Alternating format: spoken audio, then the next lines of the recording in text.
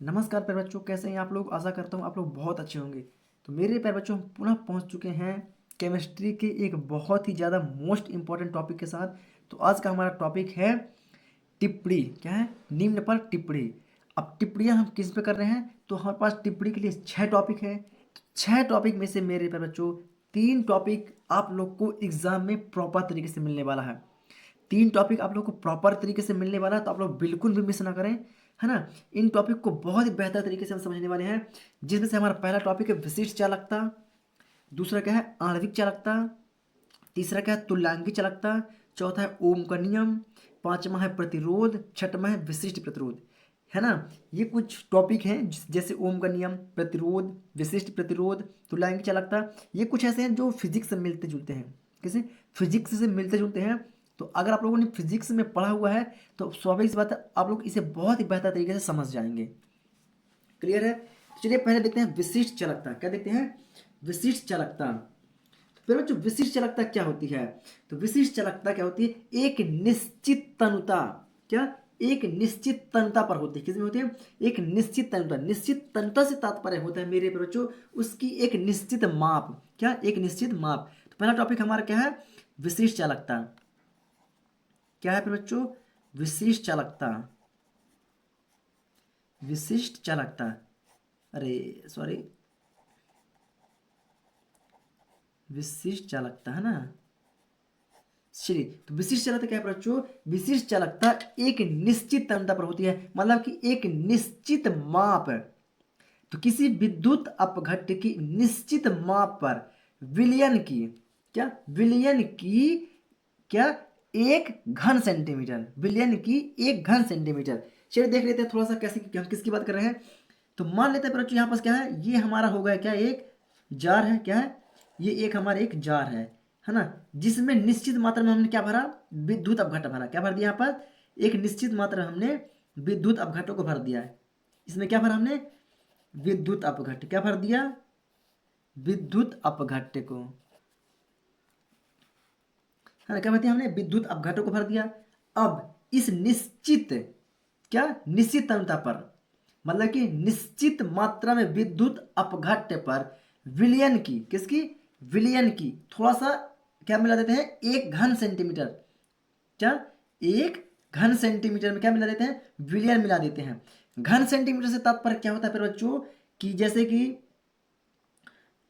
उसकी मात्रा 3 से अधिक, मतलब 3 पॉइंट से भी अधिक। कहने का मतलब कि एक भाग, जैसे नहीं बोलते थे कोई, 1/4, 2/4, 3/4, 3/4 मिला दे रे, है ना। उसी प्रकार 3/4 मिलाना। तो मेरे बच्चों विद्युत अपघट्य के 3/4 में क्या मिला दिए? विलयन मिला दिए। क्या मिला दिए? विलयन। विलयन मतलब कि विद्युत अपघट्य से 3/4, कितना? 3 गुना। यू समझिए 3 गुना मात्रा में। कितनी मात्रा में? 3 गुना, मतलब विद्युत अपघट्य से 3 गुना मात्रा में क्या मिला देते हैं? विलयन। क्या मिला देते हैं? विलयन। विद्युत अपघट्य में विलयन का 3 गुना मिला देते हैं। तो इस घन सेंटीमीटर की चालकता, इस विलयन की घन सेंटीमीटर की चालकता ही क्या कहलाती है बच्चों? विशिष्ट चालकता कहलाती है। एक बार पुनः मैं आप लोग को क्लियर करना चाहूंगा कि क्या है? एक निश्चित मात्रा में, मतलब कि हमारा जो विद्युत अपघट्य है, यूं मान लेते हैं एक निश्चित मात्रा में कितना है कि 50 ग्राम। कितना है? 50 ग्राम मान लीजिए। कितना? 50 ग्राम है ना। मतलब कि विद्युत अपघट्य क्या हुआ? 50 ग्राम, मतलब कि एक निश्चित हो गया। क्या हुआ? एक निश्चित हो गया ना इसका कि ये 50 ग्राम ही है ना। तो निश्चित मात्रा में क्या मिला है हमने? 50 ग्राम मिला है क्या? विद्युत अपघट्य। और 50 का 3 गुना, 50 का 3 गुना कितना हो गया? 150। 50 दूनी 100, अब 50 यानी 150। तो 1 गुना में उससे 3 गुना, विद्युत अपघट्य से 3 गुना, मतलब कि 1.5 गुना विलयन मिला दिए। किसमें? एक निश्चित, क्या? एक निश्चित मात्रा में विद्युत अपघट्य के विलयन में, विद्युत अपघट्य में उससे 3 गुना विलयन मिला देते हैं। अब विलयन किसी का भी हो सकता है ना, दो या दो से अधिक पदार्थों का विलयन, किसी का विलयन भी मान लेते हैं, है ना। विलयन तो की चालकता, क्या? विलयन की चालक घन चालकता। क्या बोला है? घन सेंटीमीटर। क्या? घन सेंटीमीटर की बात कर रहे हैं। घन सेंटीमीटर मतलब क्या होगा? इसका 3 गुना, इसका 3 गुना। घन मतलब कि 3 की घात समझ लीजिए एक प्रकार से। समझ पा रहे हैं ना। तो उसी की बात कर रहे हैं। तो क्या है बच्चों, एक निश्चित तन्यता पर, क्या, एक निश्चित तन्यता पर विद्युत अपघट, एक निश्चित तन्यता पर किसी विद्युत अपघट के विलयन, विद्युत अपघट के विलयन की 1 घन सेंटीमीटर चालकता, क्या है, एक निश्चित तन्यता पर किसी विद्युत अपघट के विलयन की निश्चित मात्रा में चालकता ही कहलाती है विशिष्ट चालकता। क्या कहते हैं बच्चों, विशिष्ट चालकता कहलाती है। क्लियर, कोई दिक्कत, कोई दिक्कत नहीं हो। चलिए इसकी डेफिनेशन को मैं लिख दे रहा हूं ताकि आप लोग भी इसे प्रॉपर तरीके से लिख सकें और इसे समझ सकें। तो क्या होगा बच्चों इसकी डेफिनेशन, तो इसकी डेफिनेशन होगी, यहां से लिख दे रहे हैं, करेंगे निश्चित तन्यता पर, क्या बच्चों, निश्चित तन्यता पर, निश्चित तन्यता पर किसी विद्युत अपघट, किसी विद्युत अपघट के, विद्युत अपघट के, विद्युत अपघट के विलयन, विलयन की 1 घन सेंटीमीटर, 1 घन सेंटीमीटर की चालकता, घन-सेंटीमीटर की चालकता, 1 घन सेंटीमीटर की चालकता क्या कहलाती है बच्चों, विशिष्ट चालकता कहलाती है। क्या कहलाती है, विशिष्ट चालकता कहलाती है। क्या कहलाती है, विशिष्ट चालकता कहलाती है। इसे, इसे कप्पा, इसे कप्पा के को क्या बोलते हैं यहाँ पर, कप्पा, इसे कप्पा से प्रदर्शित करते हैं। किसे, इसे कप्पा से, कप्पा से प्रदर्शित करते हैं, इसे कप्पा से प्रदर्शित करते हैं, है ना, तथा इसकी इकाई, तथा इसकी इकाई ओम इनवर्स, -1 मतलब ओम इनवर्स सेंटीमीटर का इनवर्स, किसका, सेंटीमीटर का इनवर्स, थोड़ा सा है ना, चलिए सेंटीमीटर का इनवर्स, कोई दिक्कत, सेंटीमीटर का इनवर्स, इनवर्स होता है। तो इसका फार्मूला क्या है बच्चों, कप्पा बराबर, सॉरी आप लोगों को दिखाई नहीं दे रहा है,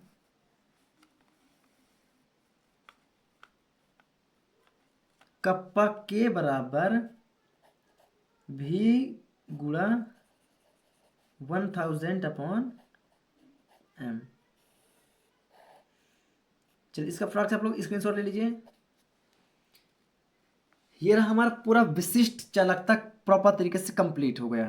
कोई दिक्कत, कोई दिक्कत नहीं होगी आप लोग को, क्लियर है ना। अब बात करते हैं दूसरा टॉपिक, आणविक चालकता क्या है।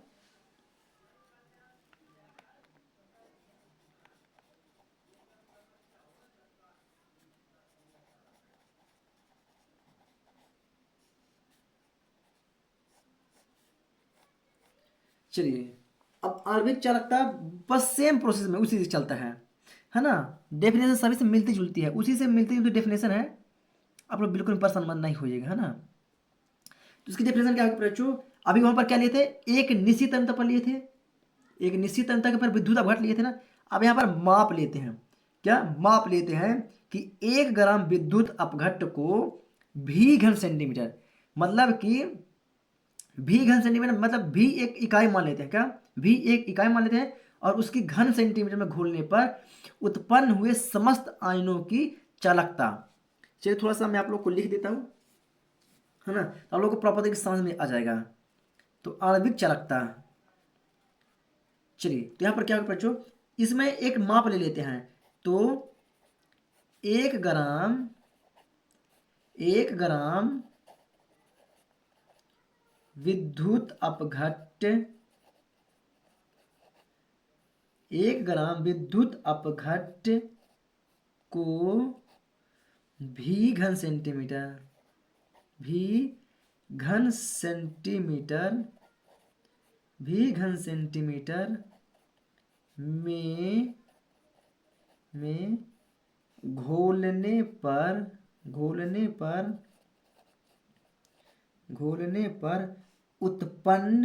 पर उत्पन्न यहाँ से है ना, घोलने पर उत्पन्न हुए समस्त आयनों की चालकता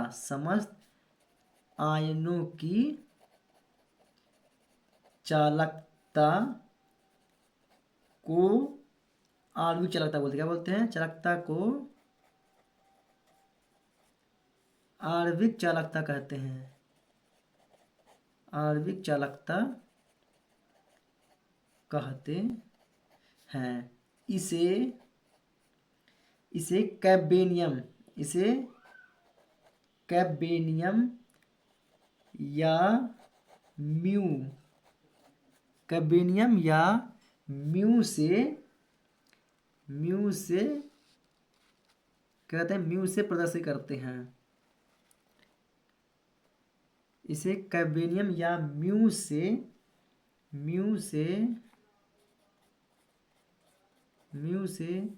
प्रदर्शित करते हैं। इसकी इकाई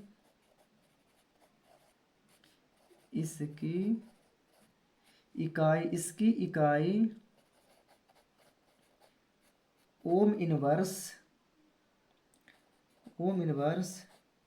सेंटीमीटर इनवर्स और मोल इनवर्स होती है। क्लियर? थोड़ा सा आप लोग समझिएगा।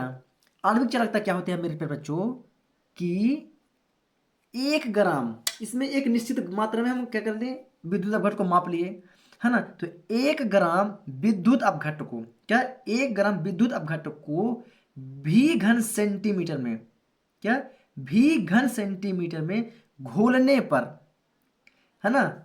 हमने 1 ग्राम क्या लिया, विद्युत अपघट्ट लिया, और उसे भी मान लेते हैं कि भी कोई घन सेंटीमीटर है ना। तो भी घन सेंटीमीटर क्या है, विलियन है।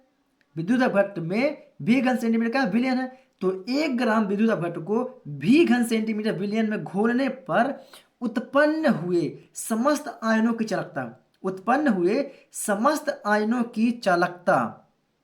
चालकता को क्या बोल देते हैं, आणविक चालकता कहते हैं। इसे कैबेनियम एम, इसे डायरेक्टली कैबेनियम ही बोलते हैं, है ना। कैबेनियम एम नहीं, कैबेनियम।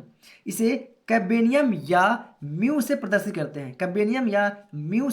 करते हैं। इसकी इकाई ओम इनवर्स, सेंटीमीटर इनवर्स और मोल इनवर्स होती है। इसकी इकाई ओम इनवर्स, सेंटीमीटर इनवर्स और मोल इनवर्स होती है। तो कैबेनियम बराबर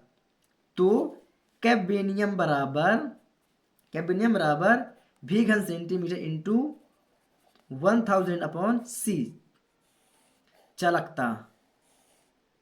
क्लियर? ये रहा हमारा आणविक चालकता का डेफिनेशन। तो इसको भी आप लोग प्रॉपर तरीके से वीडियो को रोक के या तो लिख सकते हैं, या कि फिर इसका भी आप लोग स्क्रीनशॉट ले सकते हैं।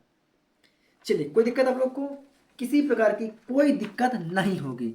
चलिए, अब मिलते हैं आप लोग को नेक्स्ट टॉपिक पर। तो नेक्स्ट टॉपिक हमारा तुल्यांकी चालकता। क्या है? तुल्यांकी चालकता। चलिए, तो ये रहा हमारा तुल्यांकी चालकता। अब तुल्यांकी चालकता क्या होता है बच्चों, जैसे हमने इससे पहले पढ़ा हुआ है आणविक चालकता। तो आणविक चालकता में हमने क्या लिया था, 1 ग्राम विद्युत अपघट्ट लिया था। कितना लिया था?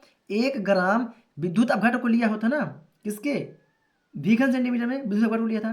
तो इसी प्रकार अब तुल्यांकी चालकता में क्या लेंगे, 1 तुल्यांक विद्युत अपघट्ट।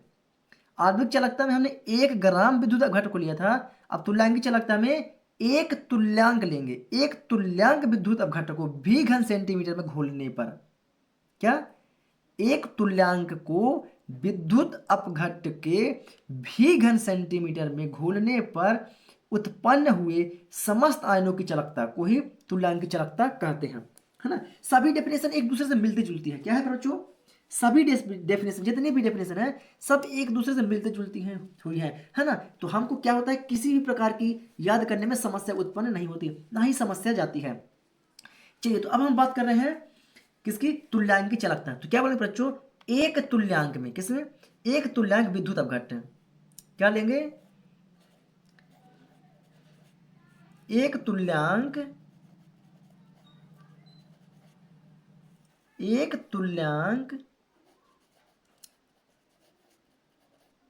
विद्युत अपघट, एक तुल्यांक विद्युत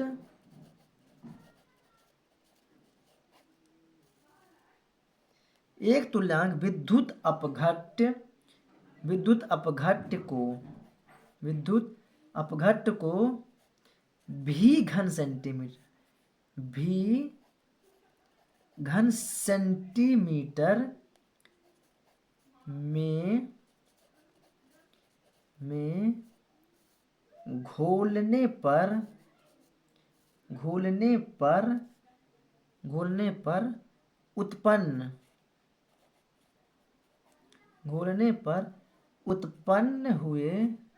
उत्पन्न हुए समस्त आयनों की चालकता,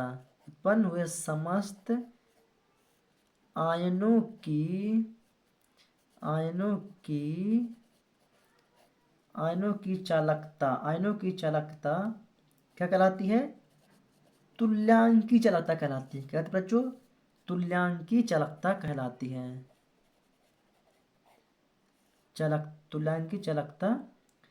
तुल्यांकी चालकता कहलाती है। इसे कैप से प्रदर्शित करते हैं। ये क्या चेन सिंबल है? कैप का। इसे कैप से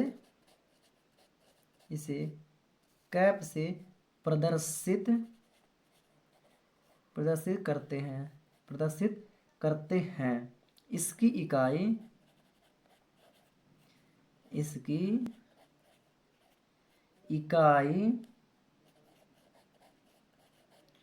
ओम इनवर्स सेंटीमीटर स्क्वायर, इसमें ओम इनवर्स सेंटीमीटर स्क्वायर और तुल्यांक इनवर्स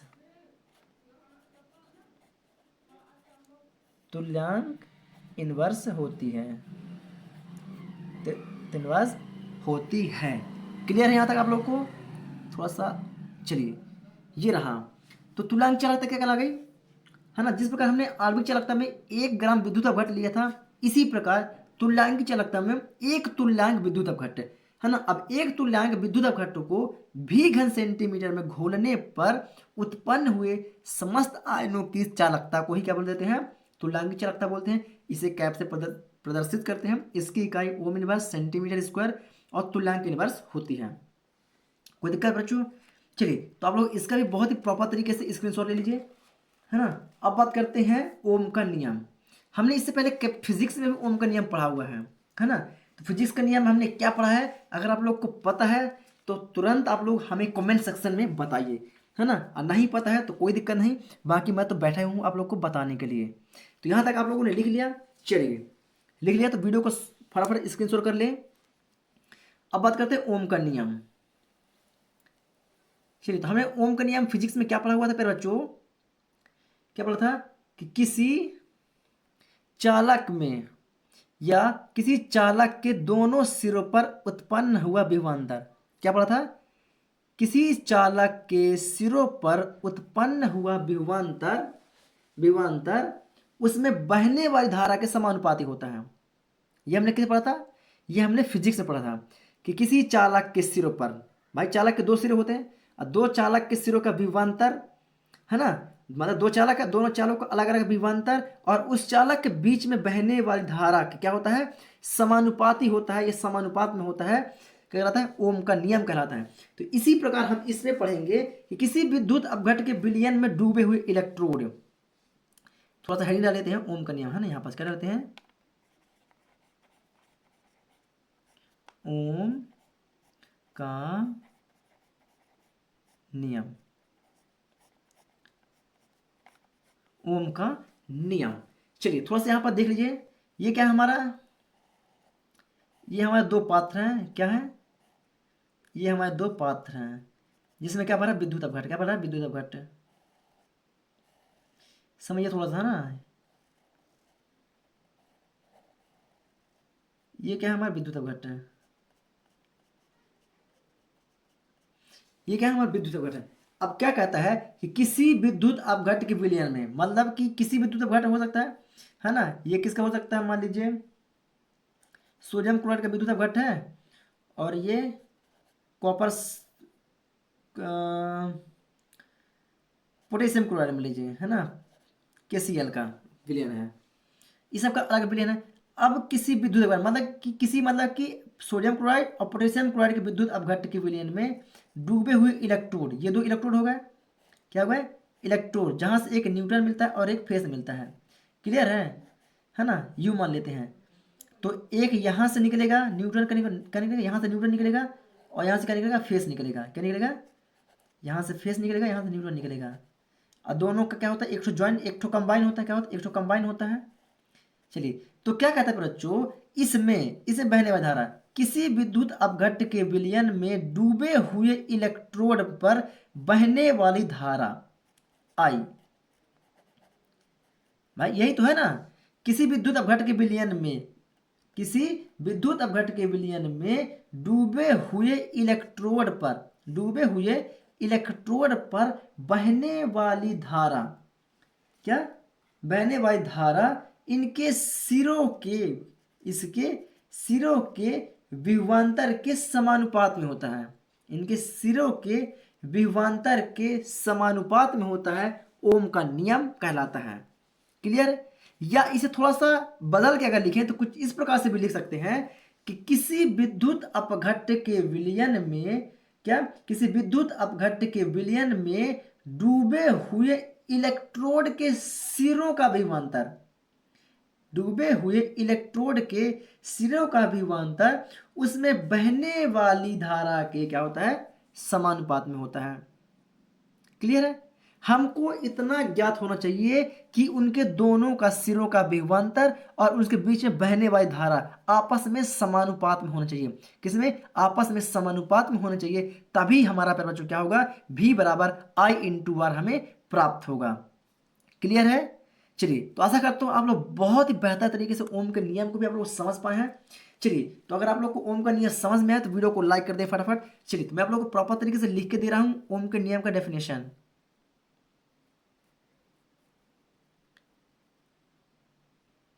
चलिए, तो ओम का नियम क्या कहता है बच्चों, किसी, क्या है, किसी विद्युत अपघट्ट,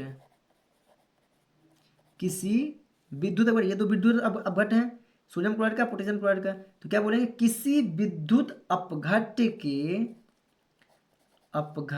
के विलयन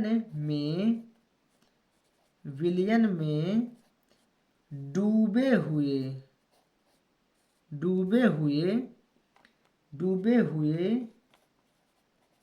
इलेक्ट्रोड, डूबे हुए इलेक्ट्रोड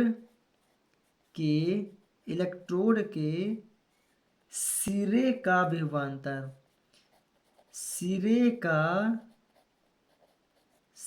का विभवांतर उसमें बहने वाली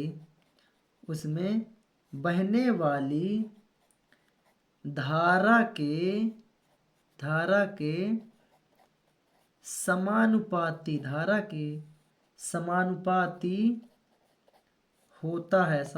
होता है,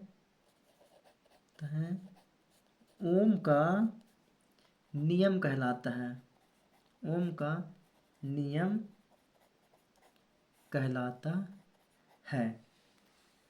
तो क्या बच्चों, विभवांतर क्या है, विभवांतर है, क्या है, विभवांतर बहने वाली धारा के, क्या, बहने वाली धारा क्या होता है, समानुपाती होता है। क्या होता है, समानुपाती होता है।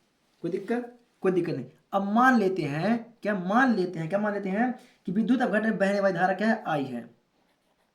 कहते हैं माना विद्युत अपघट्ट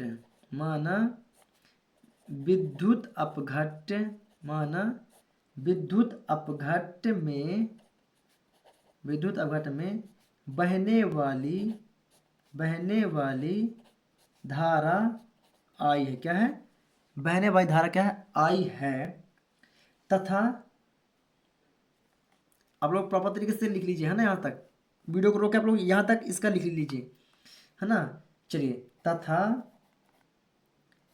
तथा इलेक्ट्रोड के सिरे का विभवांतर, तथा इलेक्ट्रोड के सिरे का विभवांतर क्या है? भी है। तो ओम के नियम से, तो ओम के नियम क्या कहता है भाई? विभवांतर भी समानुपाती बहने वाली धारा के, यही तो बोल रहा है। तो समानुपातिक चिन्ह हटेगा तो क्या लगेगा? एक नियतांक लगता है। तो भी समानुपातिक चिन्ह हटता है तो नियतांक हमारा क्या था? आर। तो यहाँ बता देंगे आर बराबर क्या है? नियतांक। क्या है? नियतांक है जिसे क्या बोलते हैं? जिसे प्रतिरोध कहते हैं। क्या कहते हैं? इसे प्रतिरोध कहते हैं। तो अब क्या होगा? ये आई को गुणांक में बराबर किस पर ले आओ? तो भी अपॉन क्या आ जाएगा? आई आ जाएगा। क्या भी अपॉन आई जाएगा, बराबर हो जाएगा हमारा आर। तो क्या हो जाएगा हमारा? आर बराबर, ये हो जाएगा आर बराबर भी upon I. That proof PROVED। आशा करता हूँ आप लोग बहुत बेहतर तरीके से समझ चुके होंगे ओम के नियम को भी, है ना। चलिए, वीडियो पसंद आई तो वीडियो को फटाफट लाइक कर दें, और चैनल पर नए हैं तो चैनल को सब्सक्राइब करके बेल आइकन को दबा दें। क्लियर है? अब बात करते हैं विशिष्ट प्रतिरोध। किसकी? विशिष्ट प्रतिरोध की। चलिए, तो आप लोग यहां तक लिए, चलिए चलते हैं विशिष्ट प्रतिरोध पर। चलिए, विशिष्ट प्रतिरोध, अब बात करते हैं विशिष्ट प्रतिरोध की, है ना। प्रतिरोध तो आप लोग को पता है क्या होता है, नहीं पता है तो प्रतिरोध ही बताऊंगा, है ना।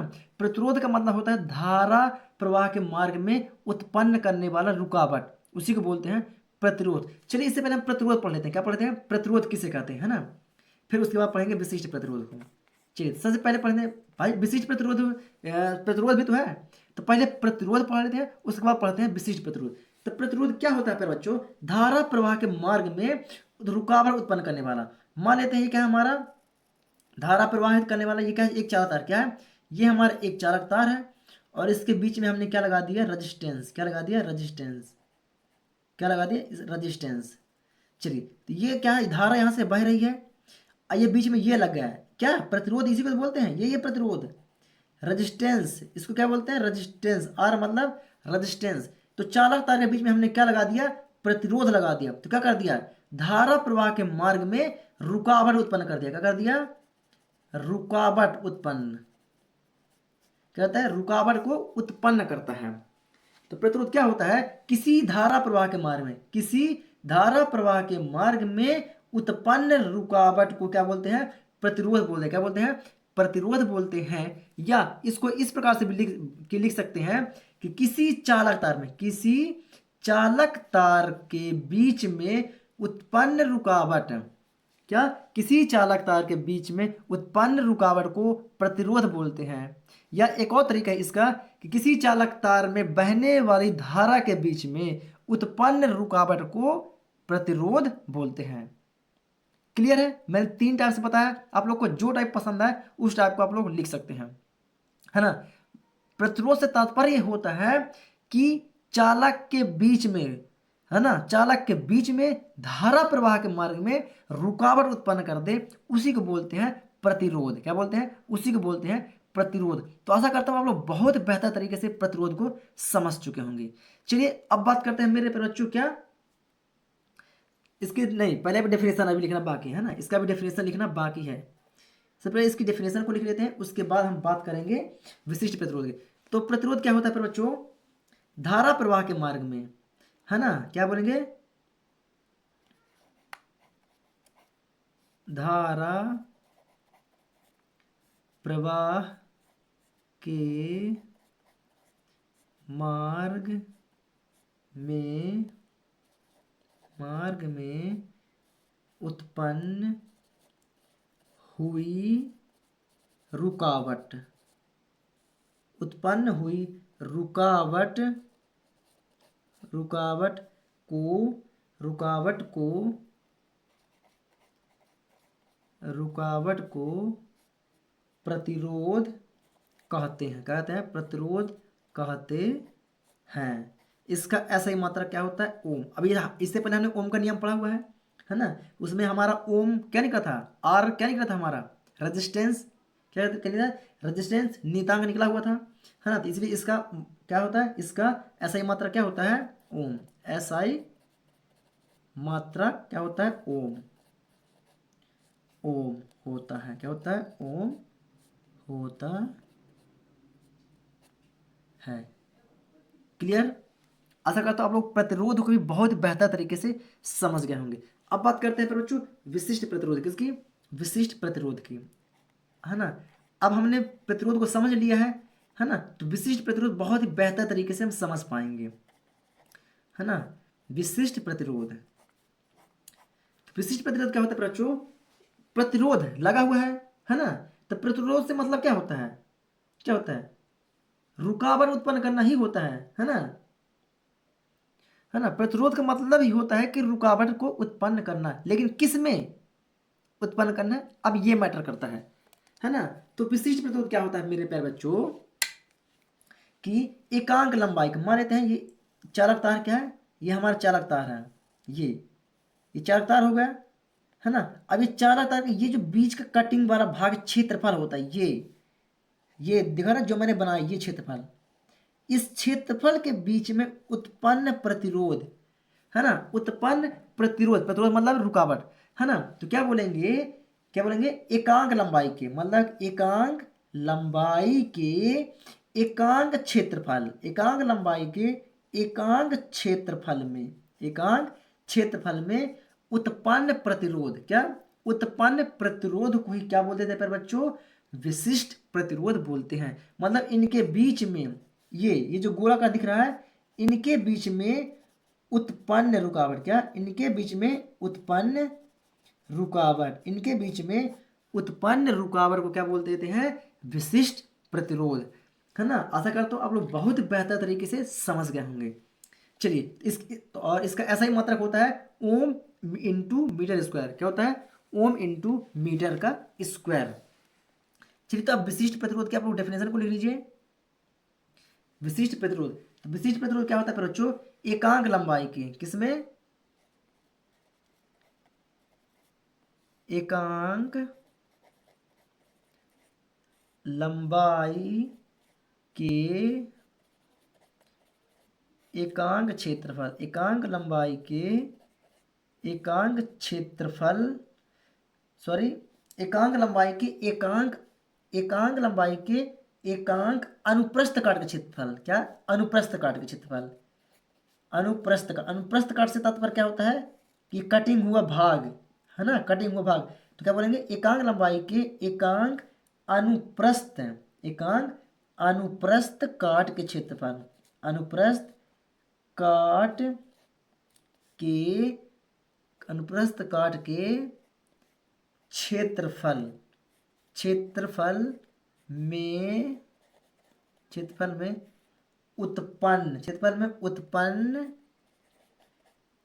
हुआ प्रतिरोध,